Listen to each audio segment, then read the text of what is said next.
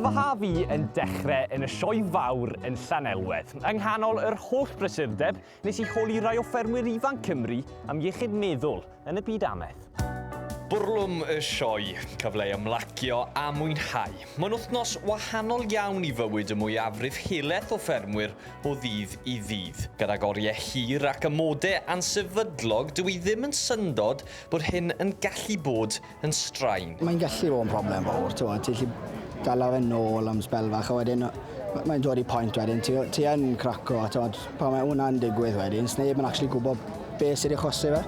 Dyn ni angen siarad mwy am sut I cael y help yna. Mae yna gymaint allan am y Samaria, mae yna DPJ, mae rabbi allan yna sy'n gallu rhoi cymorth I ni.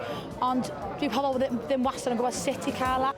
Ar ôl wythnos y sioe, yr Eisteddfod Genedlaethol oedd nesaf, gydag atyniadau o bob math ar y maes, ydy pobl ifanc dal yn mentro I ganol trefi'r brifwyl erbyn hyn felly. I chi wedi cael cyfle I fynd mewn I Wrecsam eto?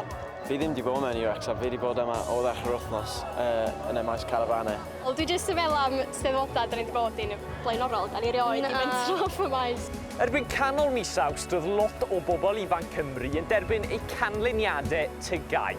Es I nôl I ysgol gyfun Gymraeg Bryn Tawe I glywed am gynlluniau'r disgyblion ac I glywed popsiynau sy mas na am y rai sydd wedi cwpla eu aroliadau.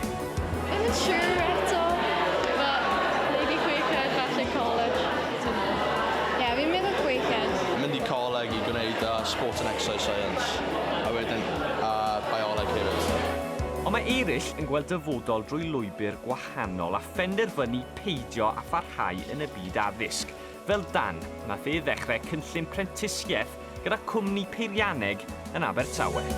Fi ddim cael cliw beth o fi'n moyn wneud, ond fi cael apprenticeship a fi'n hapus iawn.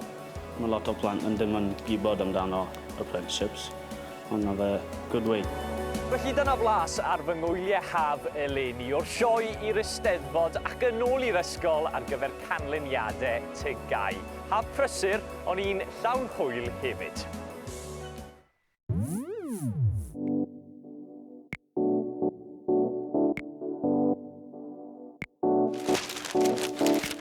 Cyn dechreuodd I ysgol Llangynyd, teimlais i'n nerfus iawn. Oedd ddim mor nerfus I dechrau fan hyn. Fi'n meddwl bod mae'n peth mawr I wneud, ond pan dwi wedi cyrraedd yna yn fyddin iawn.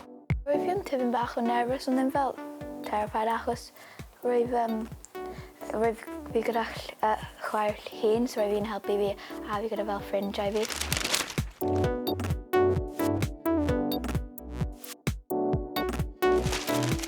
Nawr rwy'n teimlo'n gyfforddus iawn yn ysgol yma.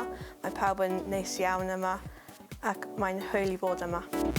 Rydw fi'n cyfforddus, mae pawb yn fel mor neis I fi a mae neb yn fel bulio neu unrhyw beth fel yna. Mae'n fel cyffroes nawr I gweld popeth nawr. Ti'n gwybod fy ffordd o gwmpas a mae'n jyst yn neis I siarad gyda pobl dwi'n gwybod.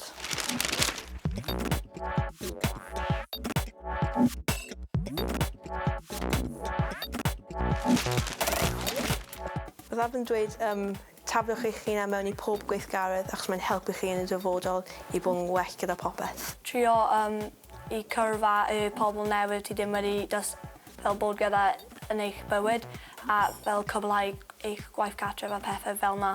Dwi'n credu bod mae'n pwysig I cofio bod mae pawb yn yr un cwch na ti, ti'n gwybod. Mae'n llawer pobl yna sy'n gallu gofyn am help a gwybod, a mae pawb yn nerfus hefyd.